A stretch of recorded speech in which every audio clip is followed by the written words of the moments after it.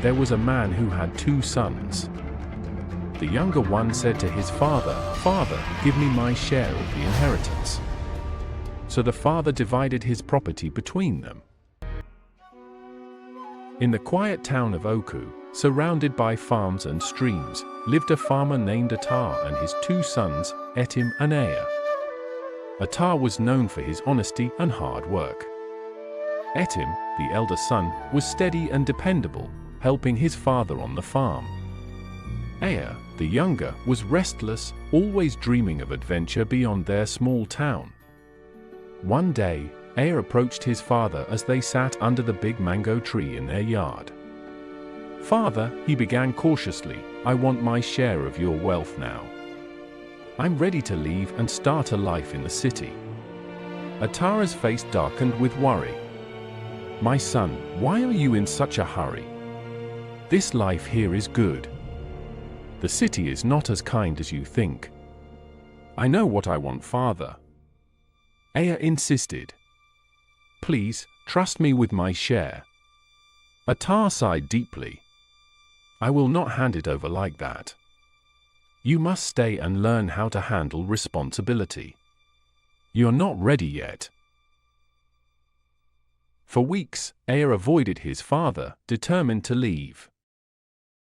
Finally, Atar called both his sons under the mango tree.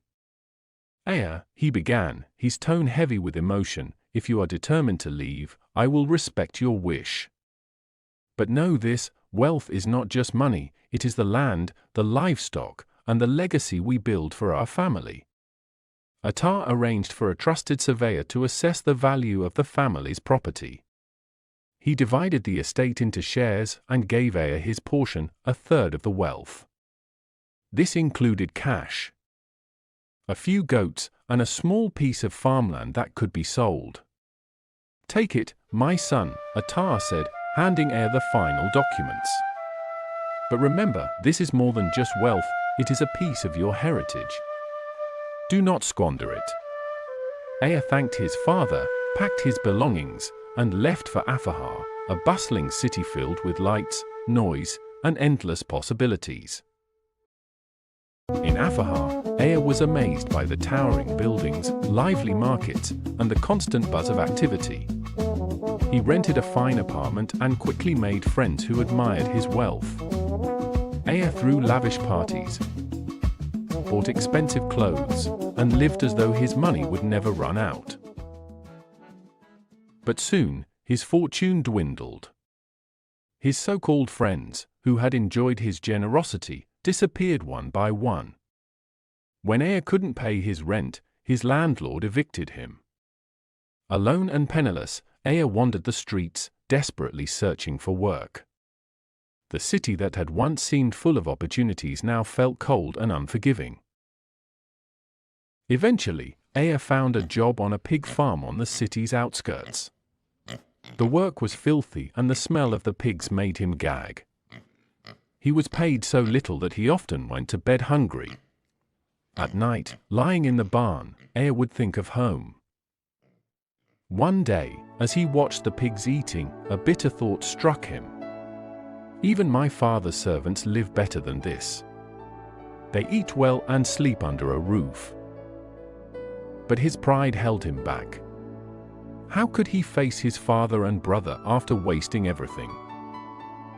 Weeks turned into months, and Ea's situation only grew worse.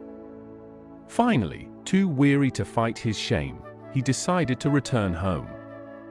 "I will beg my father to let me work as one of his servants," he said to himself. "I'm no longer worthy to be his son." The journey back to Oku was long and grueling. Ea walked barefoot, his once fine clothes now reduced to rags. When he reached the edge of town, he hesitated. What if his father refused to see him?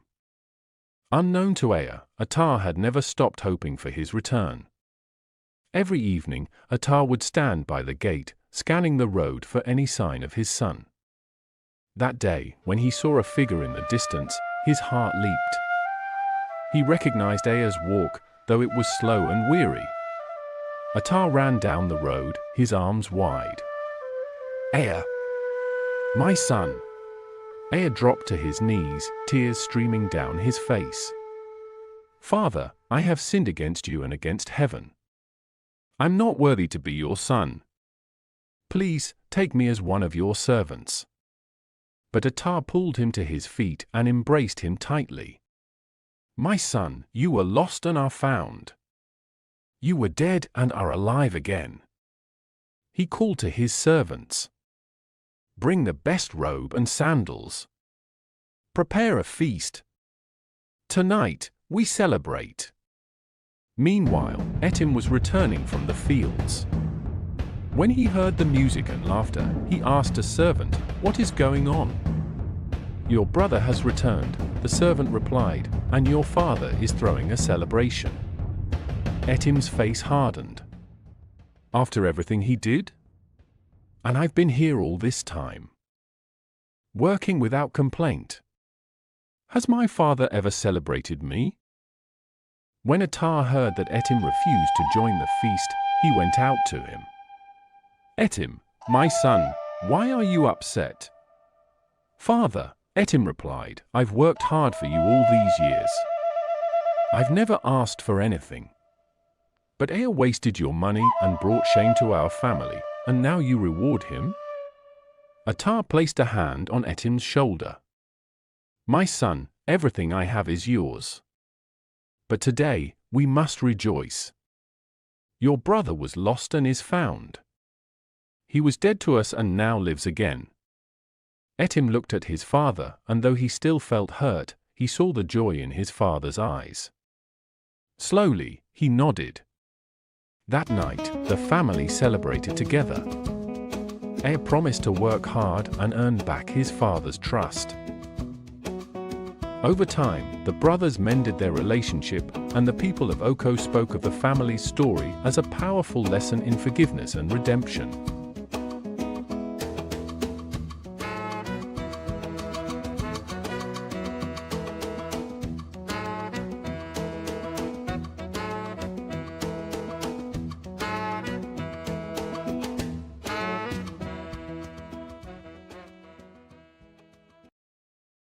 Please subscribe.